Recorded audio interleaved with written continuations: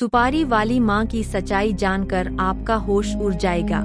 पुष्पा कोहली ने अपनी बेटी किरण की हत्या इसलिए कराई क्योंकि उसका आचरण सही नहीं था और उसके कर्मों से परिवार की बदनामी हो रही थी। लेकिन यह बात इसलिए गले नहीं उतरती क्योंकि परिवार के किसी अन्य सदस्य को इस बात की भनक तक नहीं थी। सेक्टर 46 फरीदाबाद के चौकी प्रभारी सोहनपाल अपनी टीम के साथ क्षेत्र की रात्रि गश्त पर निकलने की तैयारी कर रहे थे कि तभी पुलिस कंट्रोल रूम से फोन आ गया।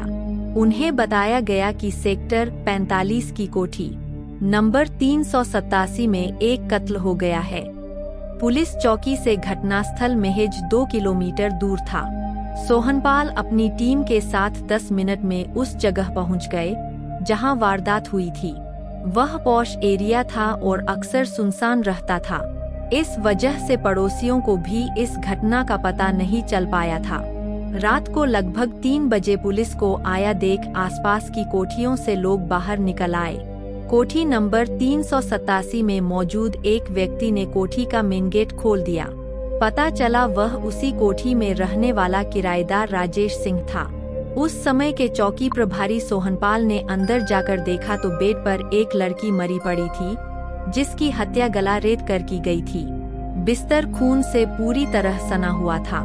जिस कमरे में हत्या हुई थी उसमें रची अलमारी और उसका लॉकर खुला हुआ था। अलमारी का सारा सामान बिखरा पड़ा था। प्रथम दृष्टया मामला लूटपाट का लग रहा था।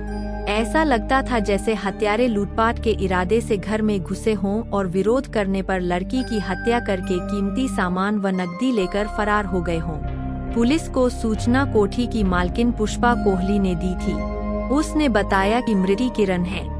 पुष्पा के अनुसार उसका पति सुरेंद्र कोहली और 12 वर्षीय बेटा नितिन कोहली बीते दिन सुबह ही उसकी अस्वस्थ मां को देखने बठिंडा, पंजाब गए थे।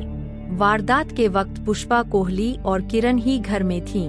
पौष इलाके में हुई इस सनसनीखेज वारदात की सूचना पाकर पुलिस के उच्चाधिकारी भी घटनास्थल पर पहुंच गए थे।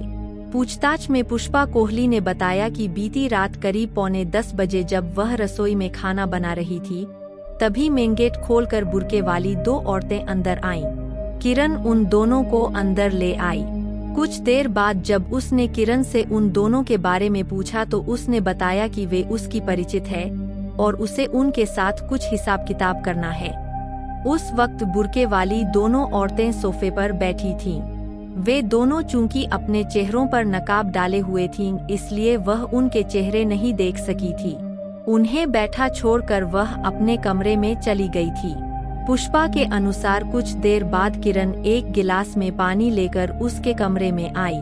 उसने चूंकि थोड़ी देर पहले ही खाना खाया था, इसलिए पानी पीकर गिलास मेज पर रख दिया। उसके बाद या तो वह बेहोश हो गई थी या फिर सो गई थी। पुष्पा के अनुसार देर रात करीब 2 बजे जब वह उठी तो उसके दोनों हाथ और दोनों पैर दुपट्टे से बंधे हुए थे और मुंह में कपड़ा ठूंसा हुआ था। उसने उठने की कोशिश की तो वह बिस्तर से नीचे गिर गई। कपड़ा ठूंसा होने की वजह से उसके मुंह से आवाज भी नहीं निकल रही थी। पुष्पा ने आगे बताया कि जैसे तैसे उसने बेड पर पड़ा फोन उठाकर पहले किरण का नंबर मिलाया, लेकिन उसने फोन नहीं उठाया। फिर उसने अपनी नौकरानी सपना के पति अजीत का नंबर मिलाया।